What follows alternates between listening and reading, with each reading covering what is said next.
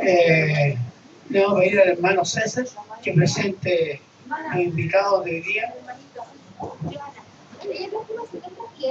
Ellos, la hermana Giovanna y el hermano Luis. Bien, sean bienvenidos.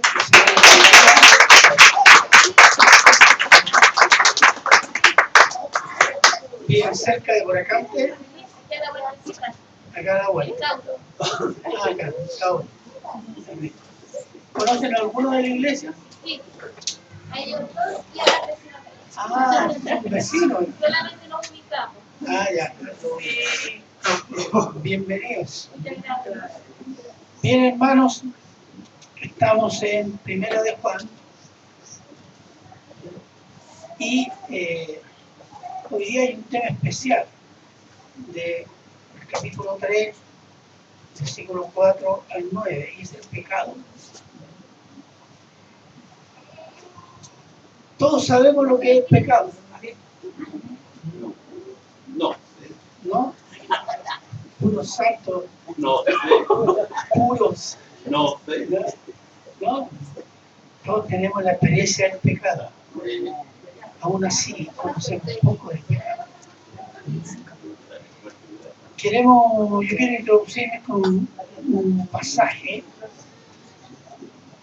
de Romanos,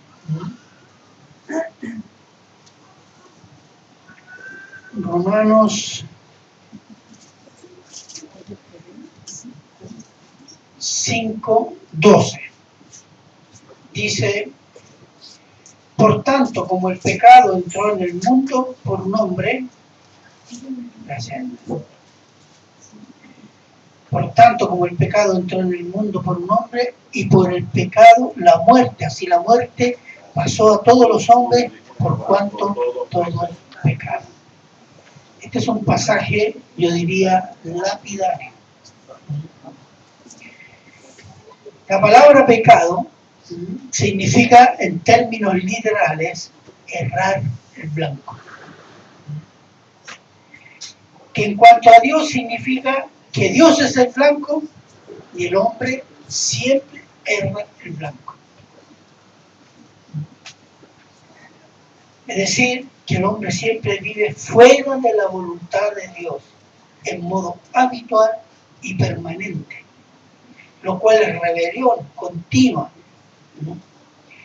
La vida de todo ser humano es rebelión continua a Dios, porque todos nacemos con naturaleza pecaminosa.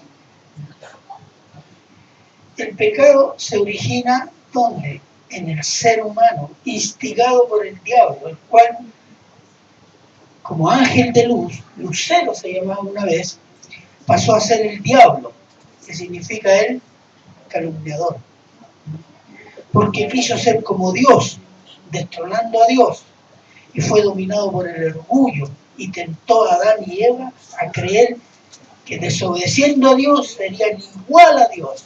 ¿Qué significa ser igual a Dios? Poderosos y sin depender de nada ni de nadie. ¿No es esa la aspiración que tiene todo ser humano? Yo quiero trabajar para ser independiente. ¿No? Siempre trae eso en el corazón del ser humano. No, yo no quiero depender de nada. No quiero depender. Eso cae en la naturaleza humana, pero eso es adquisición por el pecado. Estos dos deseos están en el alma de cada ser humano: ser poderoso e independiente y autónomo, y se manifiestan en rebeldía pasiva contra Dios, indiferencia. No, yo no tengo nada contra Dios, pero que Dios no se meta conmigo. Bueno, o rebelión activa, negación de la palabra y negación en los hechos. Y con ello se demuestra también que la naturaleza humana es naturaleza pecaminosa, naturaleza que vive fuera de la voluntad de Dios. Esto nos dice que el pecado ha cambiado la naturaleza humana de santa e inmortal a pecaminosa y mortal. Una naturaleza que da gloria y obediencia a Dios ha cambiado, que busca la propia gloria y desobedece a Dios. Eso habla de la profundidad del pecado. Pero además de la profundidad del pecado en la raza humana, el pecado se extendió a toda la raza humana por herencia. Y se extendió además a toda la naturaleza, vegetal y animal. Porque Dios la maldijo. E incluso la misma tierra, que ahora produce espinos y cardos, dice, y plantas venenosas. Y le dijo, tú fatigarás trabajando la tierra para sacar el pan, y a la tierra volverás porque del polvo fuiste tomado. Hay una maldición. Y más todavía dice la Biblia, y sabemos que toda la creación gime a una, y a una está con dolores de parto, hasta ahora. ¿Hasta cuándo? Hasta cuando el Señor venga. Entonces el pecado no solo es profundo y radical y extenso a toda creación, sino que también es poderoso. Tan poderoso que hace esclavos. Todo lo que toca es esclavo.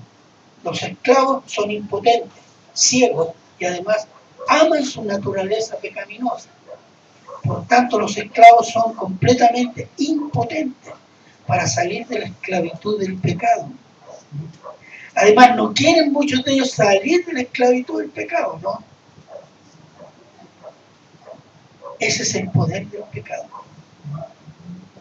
El pecado solo pudo ser derrotado por Dios, haciéndose hombre, santo, sin pecado, y como hombre muere en una cruz para pagar por el pecado de los que creen en él, y resucita al tercer día de su muerte, validando la derrota del pecado en la cruz y abre el camino a la vida eterna, derrotando la muerte con la resurrección.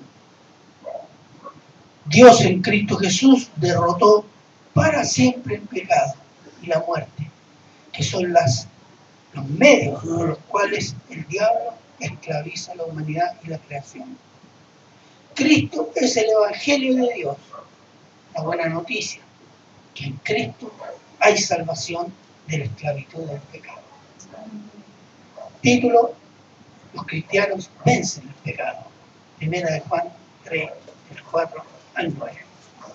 Y vamos a orar. Padre bueno, gracias Señor por la bendición de poder escudriñar su palabra, Señor. Le damos gracias, Señor, pidiéndole que nos dé un corazón, una mente disponible, humilde, arrepentida de nuestros pecados, para poder aprender y amar esta palabra que está en Primera de Juan de 3, 4 al 9. Le damos gracias, quedamos en sus manos y todos se lo agradecemos en Cristo Jesús. Amén.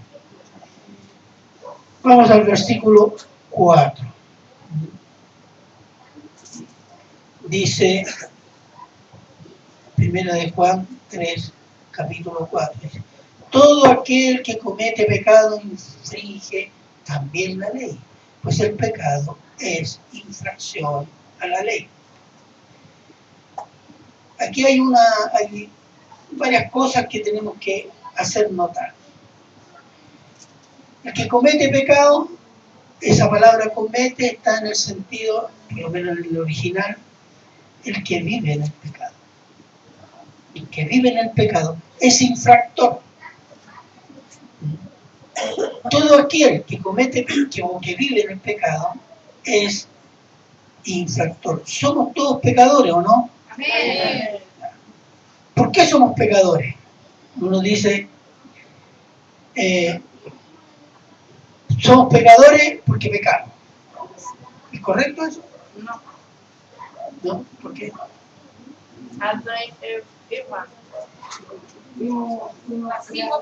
Nacimos con el pecado. Ya. Está bien. Porque esta frase que significa que somos pecadores solo al momento que pecamos. Pero en realidad pecamos porque somos pecadores, porque tenemos naturaleza pecaminosa. Entonces, el que vive en pecado infringe, viola y quebranta la ley. ¿Cuál ley? Uno viene en mente la ley de Moisés, la ley Toda ley de Dios. Hermano, Dios es ley. Dios es ley. ¿Cuál fue la primera ley de Dios a Adán y Eva? No comerás del fruto del árbol del bien y del mal. ¿Y qué hace el hombre? Ahí cayó. Toda ley que ha dictado Dios al hombre, a la humanidad, el hombre ha fallado. El hombre ha fracasado. En todas. Entonces, Dios es ley. Y quien infringe la ley es un pecador. ¿Por qué? Porque está violando a Dios mismo. Se está rebelando contra Dios mismo. Dios ha dado mandatos y leyes a su pueblo y al mundo. Las leyes de Dios tienen un propósito para la humanidad. Son para limitar el pecado en los hombres y no permitir la destrucción de las personas y de la sociedad.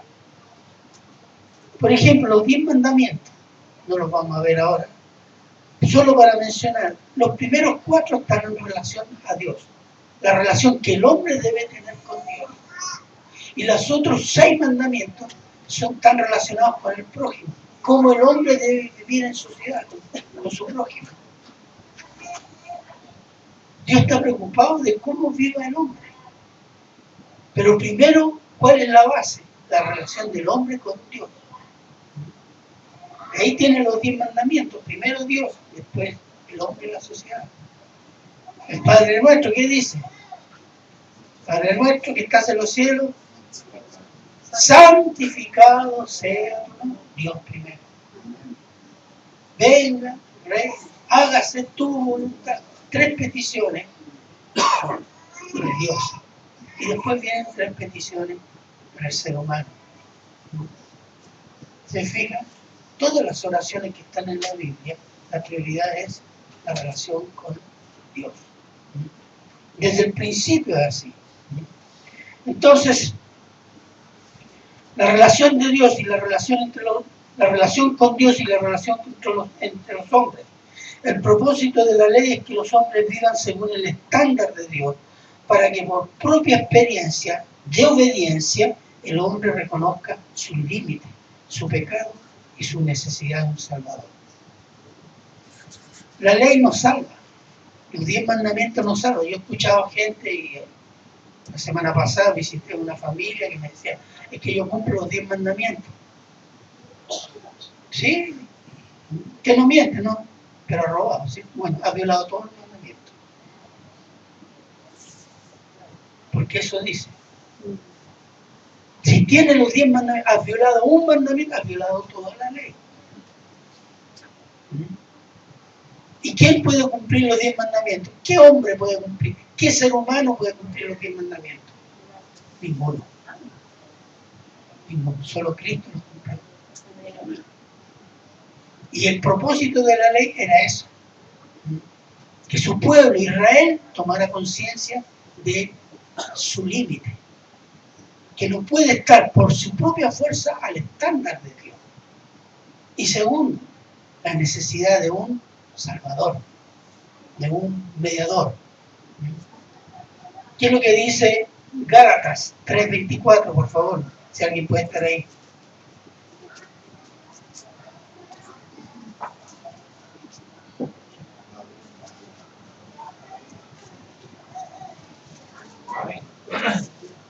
Amén. ¿Ya qué dice? De manera que la ley ha sido nuestro ayo para llevarnos a Cristo, a quienes que fuésemos justificados por la fe. Exactamente. El ayo. Ya lo he explicado varias veces, ¿se acuerdan? Que es lo que era el esclavo que llevaba al niño de la casa a la escuela y lo supervisaba. No lo instruía. Pero la ley es eso, un ayo que lleva al hombre a su necesidad de tener un Salvador, que es Cristo, y por la fe en Cristo somos salvos. Hoy día nosotros tenemos una ley en Cristo, que viene de Dios. No es la ley. Hay una ley que se llama la ley de Cristo, dice en teología. ¿Cuál es? Juan 13:34.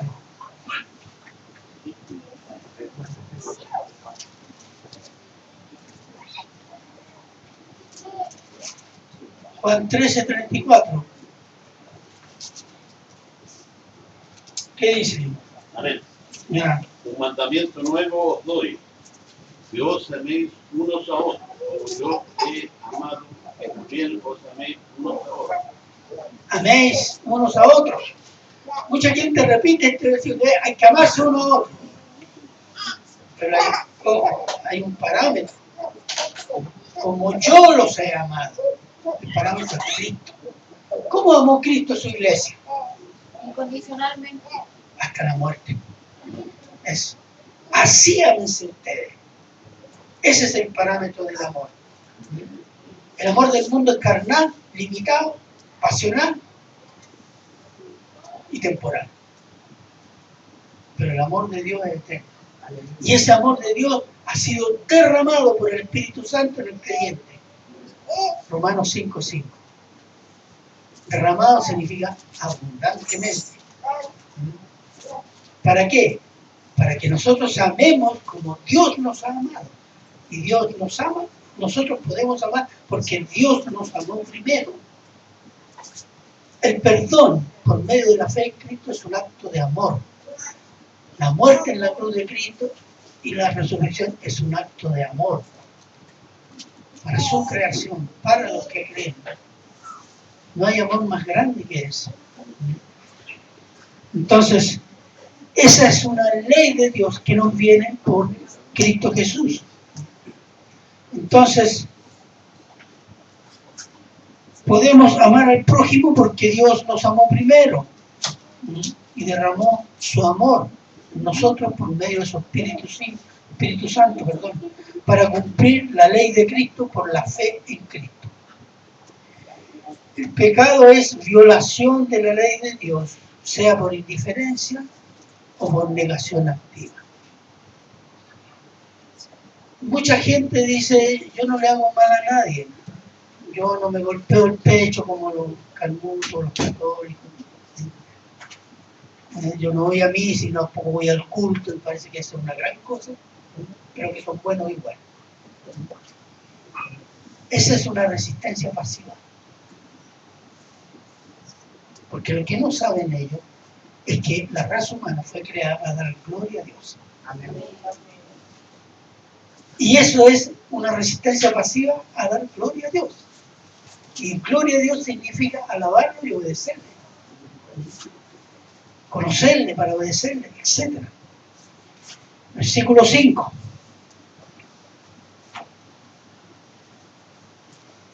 Y sabéis que Él, quien es Él, Cristo, apareció para quitar nuestros pecados y no hay pecado en Él. Y sabéis, conocéis, entienden,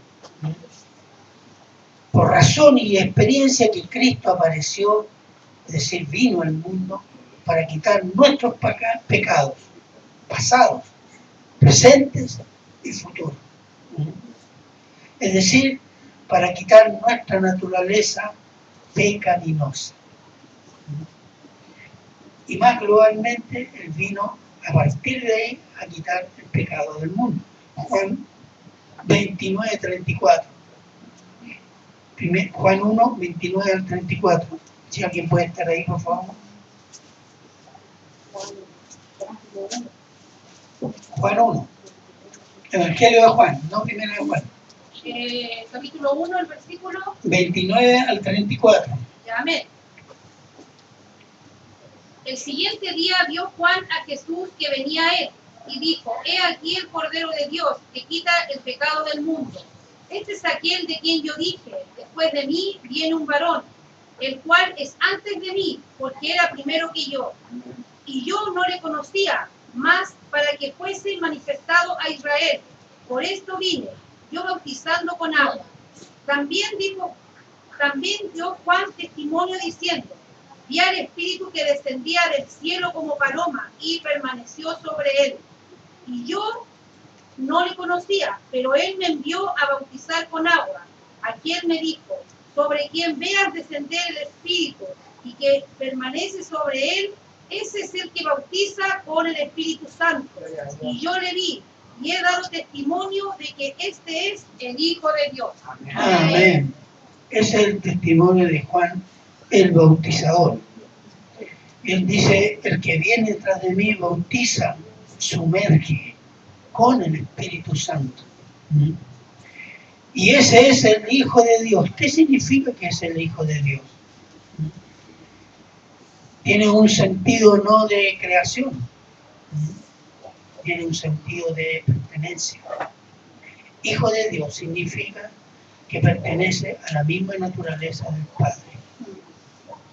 Por eso ese Hijo de Dios está escrito con mayúsculas en la Biblia. Él tiene la naturaleza de su Padre, es decir, es Dios. Entonces, Hijo de Dios, que tiene la naturaleza de Dios, y como tal no hay pecado en él, porque es Dios. Dios es santo, santo, santo. Amén. Amén. Entonces, Cristo es santo. ¿Por qué? Porque Él es Dios. Y no hay pecado en Él. Veamos Juan 14:30, por favor.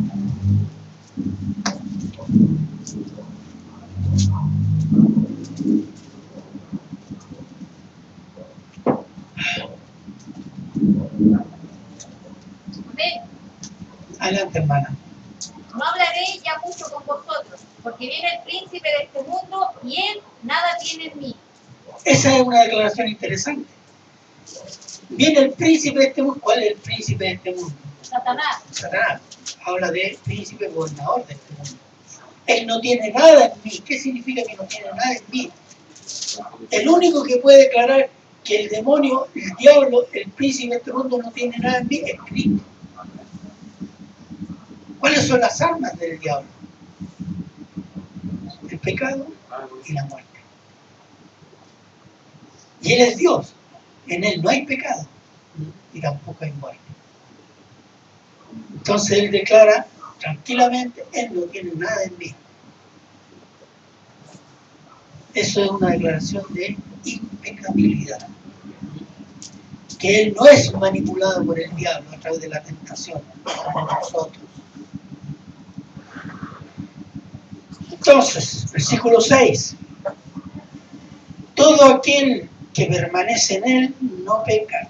Todo aquel que peca no ha visto ni le ha conocido. La prueba del cristiano y del incrédulo hacia Cristo. Y hay una prueba. Todo aquel que vive en Cristo no vive en el pecado. No vive en la desobediencia a Dios. No vive en la rebeldía a Dios. Sino que se esfuerza en la gracia de Dios para vivir en la obediencia voluntaria a Cristo Jesús. Hacemos esfuerzo porque no es que a veces usted no tiene ganas de obedecer. Amén. Amén. Solo uno tiene problemas. Los demás son todos santos, perfectos, poderosos, sin problemas. No, hay lucha. Hay lucha, muchas veces. Sobre todo cuando dejamos de leer la Biblia, dejamos de orar, hay mucha lucha. Porque nuestra carne está siendo tentada. Pero cuando estamos constantemente leyendo la Escritura, obedeciendo, reflexionando, meditando, obedeciendo, orando, haciendo las cosas que el Señor nos dice que tenemos que hacer, andamos bien. La batalla es más fácil, no es que no hay batalla. Mucha gente se queja, no, es que yo soy de él. Y le pregunto, ¿está leyendo Biblia? ¿Está orando? Sí, hace un mes que tenía problemas. Eso es. Tenemos el poder de Dios a nuestra disposición, se llama Biblia. Ponga su corazón ahí. Y viva según la Biblia. Eso lo va a fortalecer. No su carne. Porque luchar contra el pecado con la carne es como querer apagar un incendio con benzina. Se termina quemando todo. Y así ha sido con mucha gente que no solo se ha ido de las iglesias, sino se ha apartado de Cristo y se ha ido derechamente al mundo, negando el poder de Cristo, negando las doctrinas de Cristo. Entonces, todo aquel que vive en pecado sin arrepentirse no ha tenido una experiencia con Cristo, no conoce a Cristo, no tiene una comunión con Cristo. Eso significa tener conocimiento de Cristo, comunión. Mire, Mateo 7, 21 al 23. Este pasaje lo hemos leído varias veces.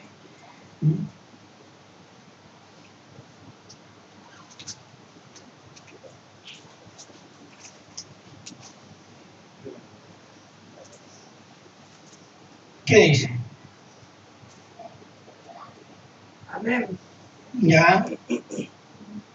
No todo el que me dice Señor, Señor, entrará en el reino de los cielos, sino el que hace la voluntad de mi Padre que está en los cielos. Muchos me dirán en aquel día, Señor, Señor, no profetizamos en tu nombre, y en tu nombre echamos fuera demonios, y en tu nombre hicimos muchos milagros. Y entonces les declararé, nunca os conocí, apartad de mí, hacedores de maldad. Nunca os conocí, significa nunca tuve comunión con ustedes. Eso significa, hermano. Conocer a Cristo es tener comunión. Y la comunión, hermano, es obediencia. Mira lo que dice Juan 15, 14.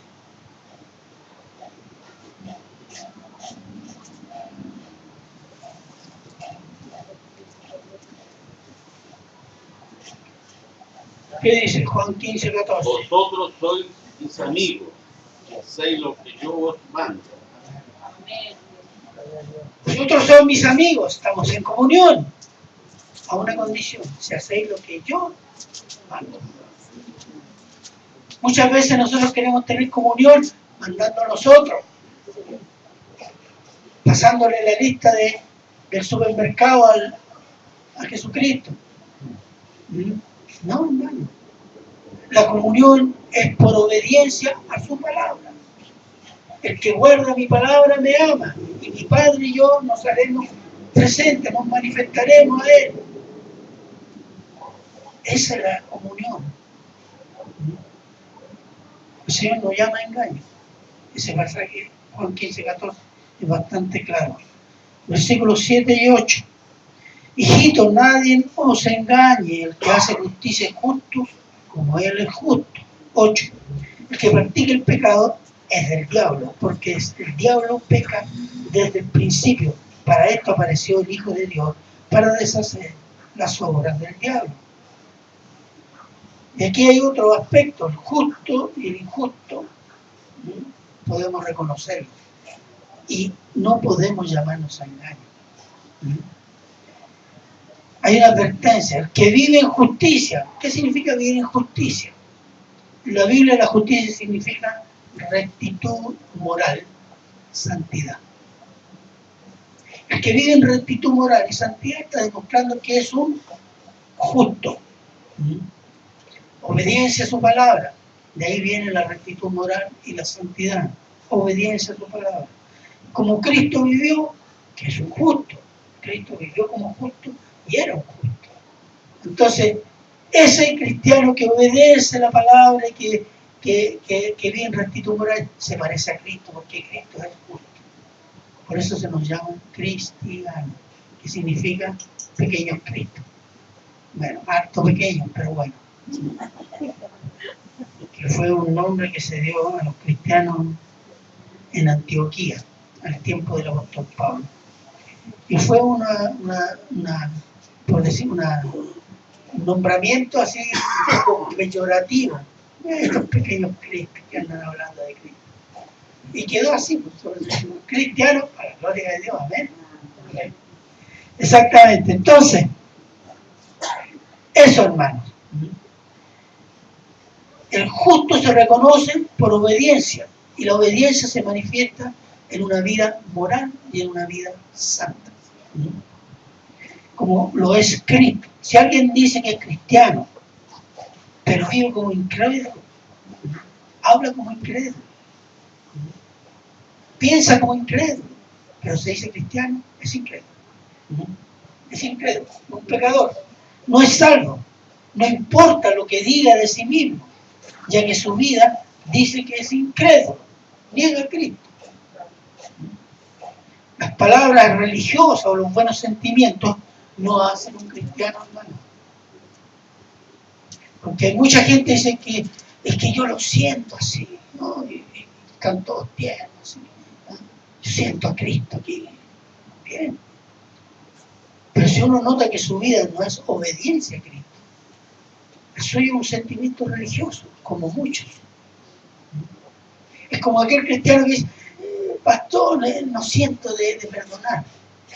No, hermano, si es un mandato, perdone a su enemigo, perdone a su hermano, perdone la ofensa. Por eso Cristo dijo, niégate a ti mismo, toma tu cruz y sigue. Eso es negarse, eso es morir a la cruz, morir a la carne. No es por sentimiento. La fe, cuando se entiende, crea nuevos sentimientos de amor a Cristo, de amor a lo de Dios, de amor a la iglesia, de amor a los hermanos, de amor a la palabra, de amor a lo de Dios. Eso es. Lo otro, los sentimientos religiosos, los sentimientos, buenos pensamientos, así, no hacen vida cristiana. La obediencia a la palabra hace la vida cristiana. No hay otro medio. Así que si alguien le dice, mire, yo soy cristiano, y tocaba en el coro, y hacía esto, y esto, amén, escuchen tranquilamente. Pero observe su vida. Observe su vida. Su vida familiar, su vida de trabajo, su vida de la iglesia, su vida de vecino. Observe su vida. Eso va a decir si es un cristiano o no. Esa es nuestra prueba, hermano. Y se lo digo por enésima vez. La gente que está fuera de esta iglesia no entra a la iglesia ni quiere saber nada con Dios. Ni siquiera algunos tienen Biblia en su casa. Y algunos la tienen y la hablan en el Salmo 91 ahí para espantar demonios. ¿Sí? Claro. Pero ellos leen a Dios por nuestra actitud y nuestro testimonio y nuestra vida, hermanos. Nosotros estamos bajo el escrutinio, no le dicen nada, pero está bajo el escrutinio. A la primera calle, que el caroto tal por cual, mira cómo se comporta. Estamos bajo el escrutinio de ellos. Y ellos leen a Dios por nosotros. Así que téngalo presente. Y pida la gracia de Dios para vivir como Cristo quiere que vivamos. ¿Y los otros quiénes son? Los hijos del diablo. Los hijos del diablo son esclavos del diablo. El que vive en el pecado, sin Dios, sin Cristo, sin su palabra, es hijo del diablo. Los hijos del diablo no son todos esos malos, dicen Hitler, que mató a tanta gente, no sé. Algún asesino serial ahí que mató no sé cuántos niños, mató cuántas mujeres. Esos son hijos del diablo. No. Todo aquel que está sin Cristo, sin Dios, no importa sus sentimientos, pero no obedece la palabra, es hijo del diablo. ¿Por qué? Porque está viviendo el pecado. Y el pecado es una arma del diablo. Y dijimos al principio, el pecado, ¿qué nos hace? Nos enceguece. No nos hace ver nuestra naturaleza, nuestra horrorosa naturaleza ante Dios. Entonces, es esclavo. Y por ser esclavo del pecado, es hijo del diablo. Eso nos puede sorprender. Nos puede sorprender. Pero tome en cuenta lo siguiente. Cristo vino a salvar pecadores. Todo pecador es hijo del diablo. Y Cristo nos rescata a través de su obra y por el poder del Espíritu Santo. Entonces ahora no somos hijos del diablo, No somos esclavos del diablo, somos hijos de Dios para servir a Dios. No hay un terreno neutro intermedio. No, yo no soy ni de este ni de este otro. No, eso es una ilusión del ser humano, que es una forma de resistencia pasiva a Dios. Entonces, ¿por qué somos los que son esclavos del diablo? Porque el diablo peca desde que era un ángel de luz. La Biblia dice, porque peca desde el principio de todas las cosas. Veamos Juan 8:44.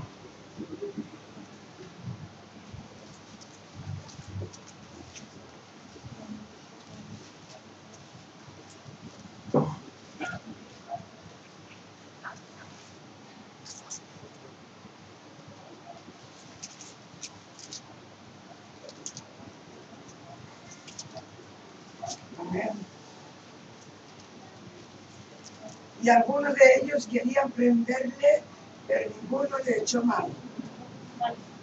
Juan 8:44. Es cierto.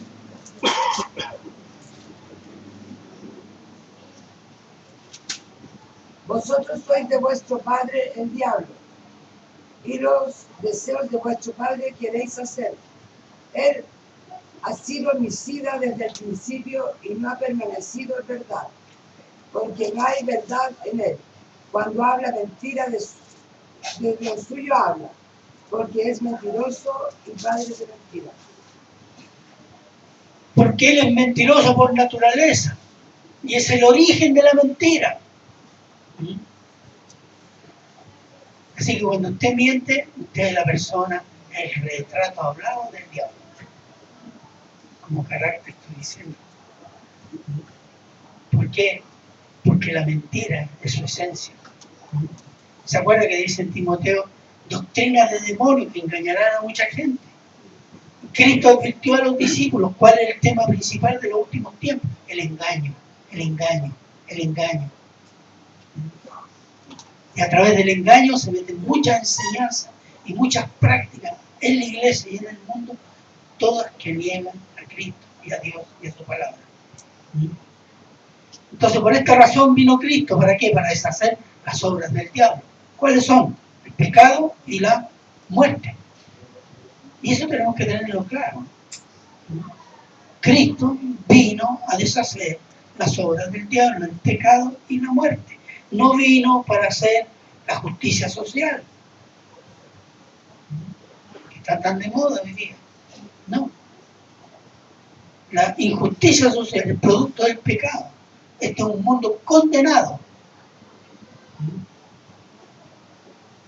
Tampoco vino para eliminar todas las enfermedades y que todo el mundo... No. Sobre todo para los creyentes, dice como que Dios tiene que sanarlo. Mentira. Ninguna parte dice está garantizada la sanidad. Está garantizada en la resurrección del creyente, con un cuerpo nuevo, glorioso, que no tendrá el peso del pecado, por lo tanto no tendrá enfermedad ni muerte. Amén. Eso es diferente. ¿Qué otra cosa vino? No vino para hacer a los creyentes ricos, multimillonarios, poderosos políticamente y resolver todas las deudas que uno hace sin pensar. ¿O no? Señor, sálvame esta deuda. Pero ¿por qué no lo pensó antes? Entonces nos acordamos del Señor, no buscando su sabiduría antes de tomar alguna decisión, sino a las consecuencias, ahí pedimos la ayuda. Bueno, tampoco vino para que consideremos pecado, el pecado del adulterio, de la fornicación, que Dios no lo considere pecado porque a mí me gusta. Como a mí me gusta, tiene que gustarle. Hay mucho de eso.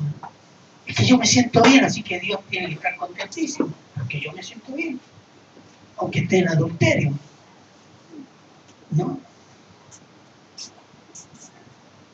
Pensamos que Dios es como nosotros, es nuestra proyección. A veces la proyección que hacemos de Dios es un ídolo igualito de pecador que nosotros. Ese no es Dios. es un ídolo, pero no es Dios. Entonces, Él vino a resolver el problema del pecado, que es la obra del diablo en la creación. Y una vez resuelto el problema, este problema lo resolvió en la cruz, vendrá por segunda vez como juez a hacer juicio a los pecadores y rey que viene a gobernar. Esa es la segunda venida. La primera venida vino de cordero, la segunda viene como un león, símbolo de rey. Y un rey, cuando comienza a gobernar, lo primero que hace es limpiar su reino, juicio. Y con los de él los pone en lugares de gobierno, que son sus fieles. Eso es lo que va a hacer Cristo. Eso es lo que nosotros esperamos. Nosotros no esperamos al anticristo, nosotros esperamos a Cristo. Versículo 9.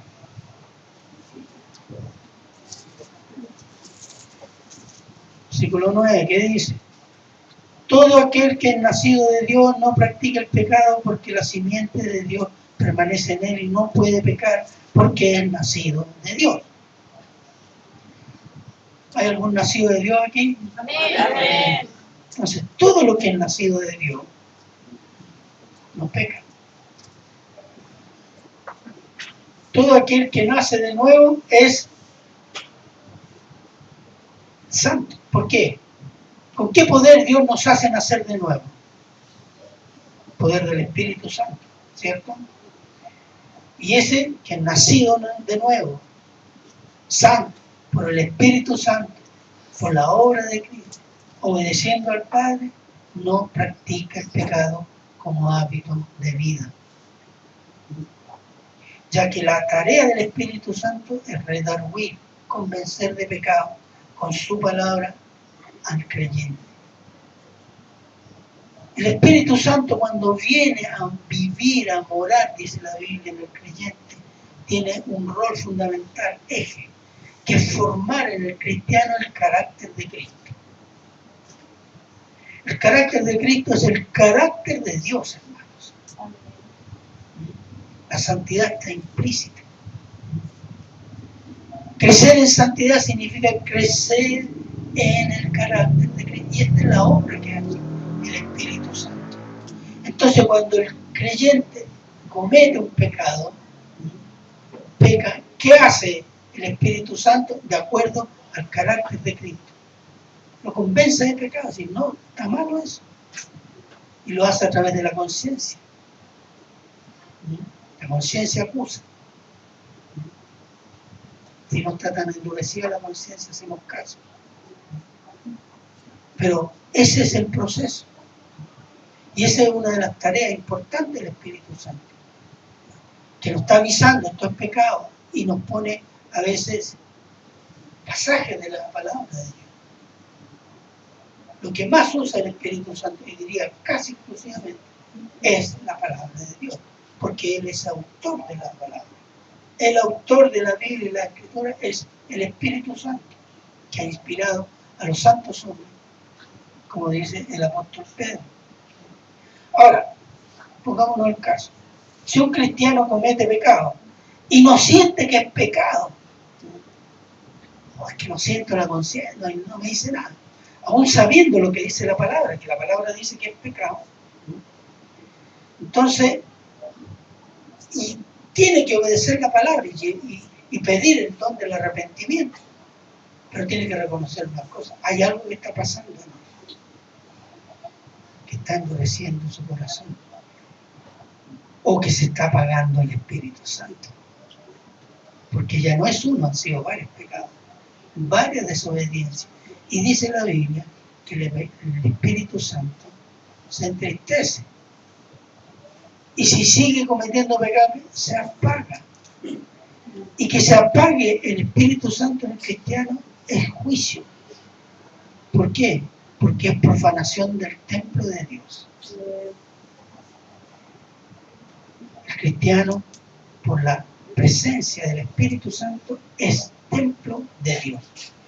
Entonces, o es un cristiano que está a punto de apagar el Espíritu Santo, o es un incrédulo. Es un hijo del diablo que estuvo coqueteando con las cosas de Dios.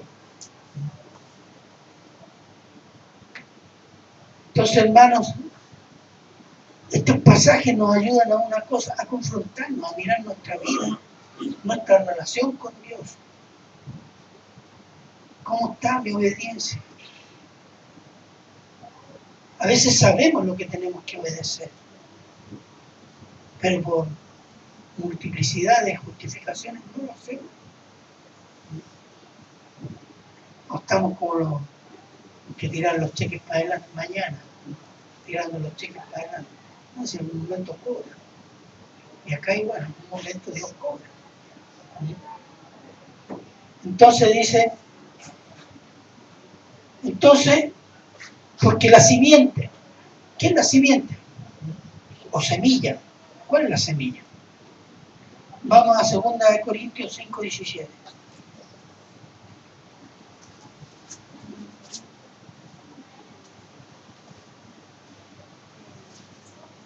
Segunda Corintios, ¿cuánto está? 5:17. Amén. Ya. De modo que si alguno está en Cristo, nueva criatura es. Las cosas viejas pasaron, he aquí, todas son hechas nuevas. Nueva criatura es. Eso es parecido a nacido de nuevo, ¿cierto? Veamos otro pasaje, Efesios 4:24.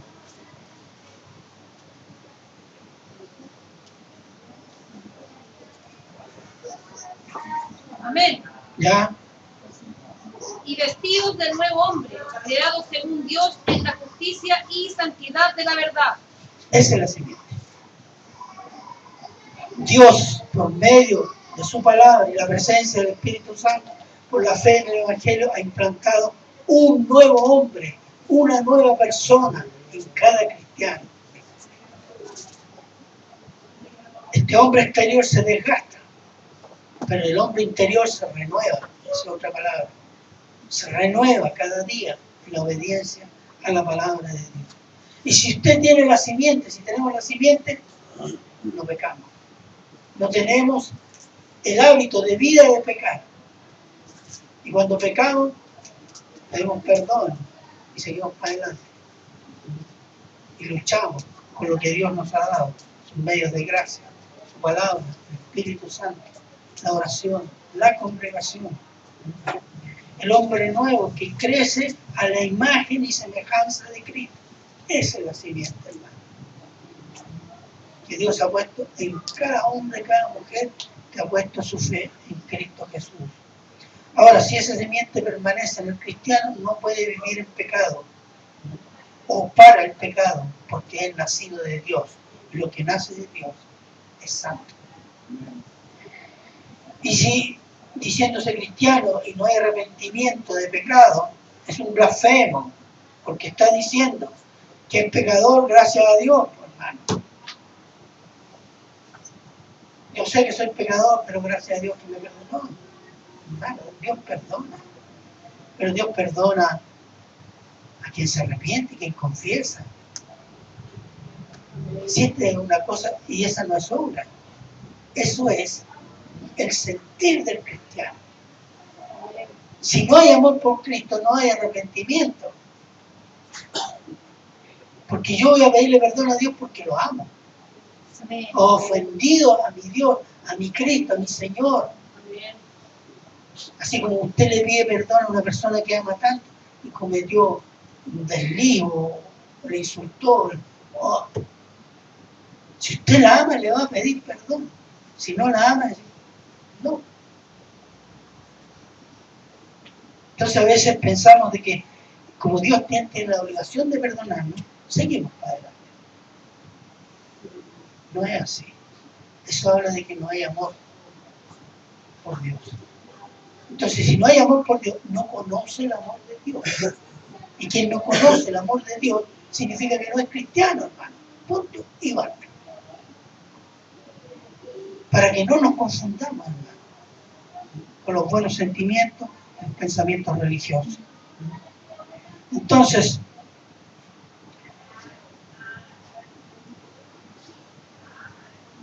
¿por Porque todo lo que no es santificado, o sea, todo lo que nace de Dios es santificado, y lo que no nace de Dios va a juicio. Lo que no nace de Dios va a juicio, hermano.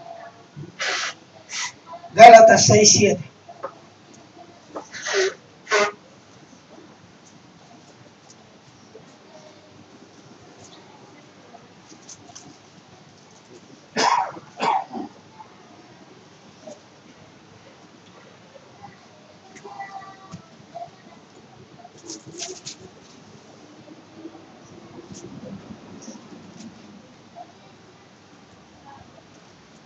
Gálatas 6:7. No os engañéis, Dios no puede ser burlado, pues todo lo que el hombre sembrare, esto también segará. Si usted siembra mentira, engaño, autoengaño, ¿qué va a cosechar? Juicio. ¿Va a cosechar? Eso es su cosecha.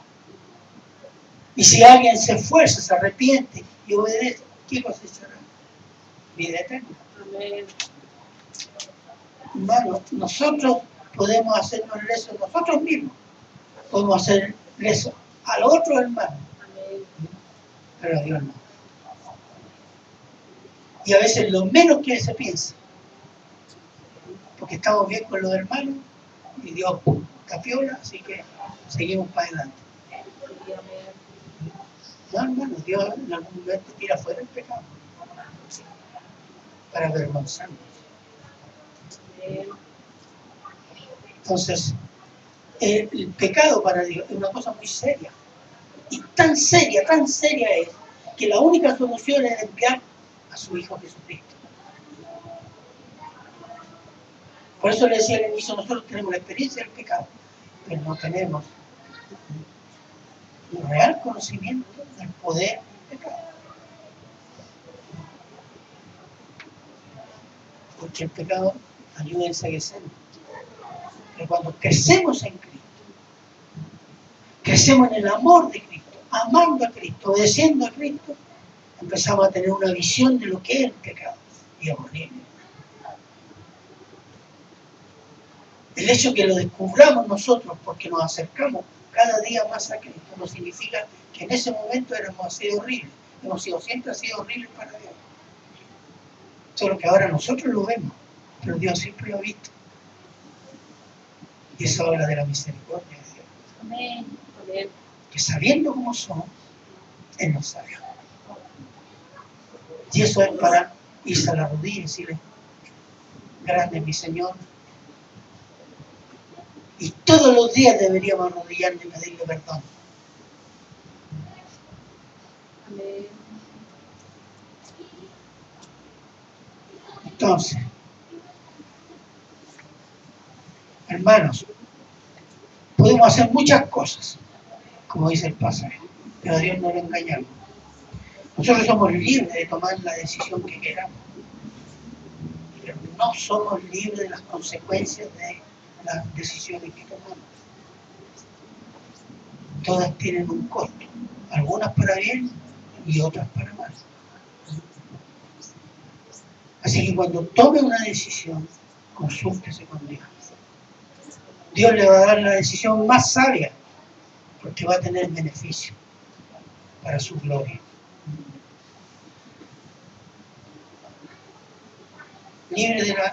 No somos libres de las decisiones que tomamos. Y si su conciencia no le redarguye de pecado, vaya a la palabra. Y si ella dice que aquello que usted está haciendo es pecado, créale a Dios. Créale a Dios antes que a su incredulidad. Y ahí va a tener un momento de buscar al Señor. Porque a veces decimos que no siento que estoy haciendo nada. Pero la Biblia dice, es malo, es pecado, ofende a Dios. Quédese con eso. No siga más adelante. Créale a Dios. Y sométase a Dios. Eso le va a abrir su sensibilidad al pecado. Ruega al Señor por su deteriorada vida espiritual, porque eso habla de una vida espiritual deteriorada. Eso habla, dureza de corazón significa eso. Una vida espiritual deteriorada. Para concluir, si hay algo que tenemos que tener claro, si Cristo venció el pecado y la muerte en la cruz y la resurrección, el juicio ha sido emitido, condena, para siempre. Y la ejecución de la condena viene en su segunda venida. Quiero terminar leyéndoles Segunda de Pedro, capítulo 3, versículo 3. El apóstol Pedro respondiendo a los burladores: ¿y cuándo viene tu Dios? Llevan tanto tiempo, dando 1000 años. ¿No le han dicho eso? No esperan a Cristo ya más de 2000 años. ¿Cuándo va a venir? No, están locos ustedes. ¿Y qué dijo el apóstol Pedro? Escribió y dice, les leo del versículo 3 al versículo 11. Sabiendo primero esto, que en los postreros días vendrán burladores andando según sus propias concupiscencias, y diciendo, ¿dónde está la promesa de su advenimiento? Porque desde el día en que los padres durmieron, todas las cosas permanecen así como desde el principio de la creación. Estos ignoran voluntariamente que en el tiempo antiguo fueron hechos por la palabra de Dios los cielos y también la tierra, que provienen del agua y por el agua subsiste, por lo cual el mundo de entonces pereció anegado en agua. Y esa es una referencia al diluvio. Pero los cielos y la tierra que existen ahora están reservados por la misma palabra, guardados para el fuego en el día del juicio y de la perdición de los hombres impíos. Mas, oh amados, no ignoréis esto, que para con el Señor un día es como 1000 años y 1000 años como un día. ¿Qué significa esto? Que el tiempo no cuenta para Dios. Dios no depende del pasado, presente y futuro como nosotros. Versículo 9. El Señor no retarda su promesa, según algunos la tienen por tardanza, sino que es paciente para con nosotros, no queriendo que ninguno perezca, sino que todos procedan al arrepentimiento. Pero el día del Señor vendrá como ladrón en la noche. Make your computer easier to use. En el cual los cielos pasarán con grande estruendo y los elementos ardiendo serán deshechos y la tierra y las obras que en ella hay serán quemadas.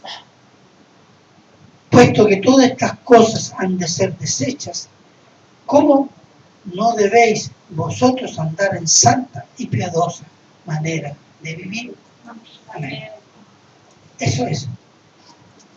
El juicio que viene es por fuego. ¿Cómo va a ser? No se sabe.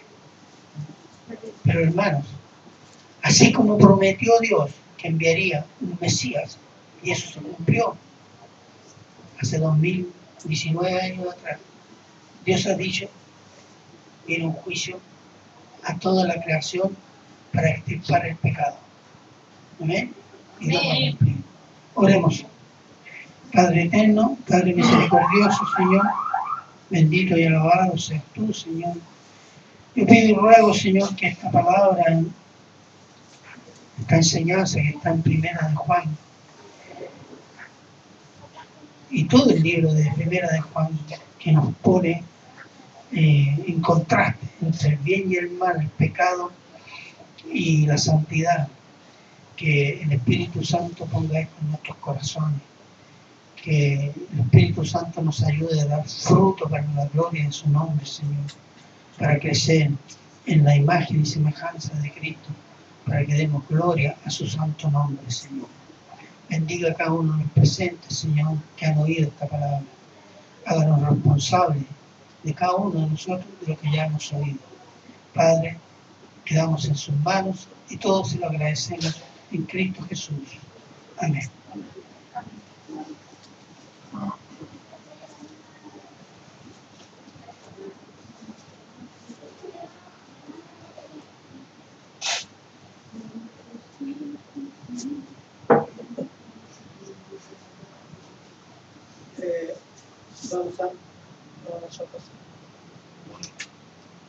Vamos a pasar a la Santa Cena. ¿Se escucha? No.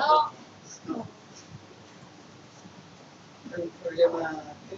Vamos a pasar a la Santa Cena, pero una hora.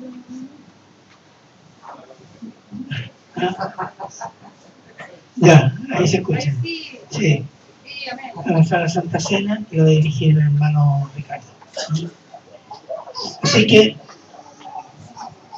la Santa Cena, todos cristianos, todos hijos de Dios, todos, es una obligación de todo creyente. Póngase a cuentas con el Señor.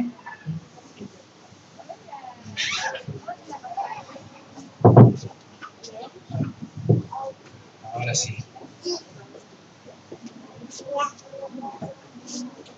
Ok, en resumen, la vida del creyente puede ser resumida como una vida que es básicamente es por justicia, permanece en justicia.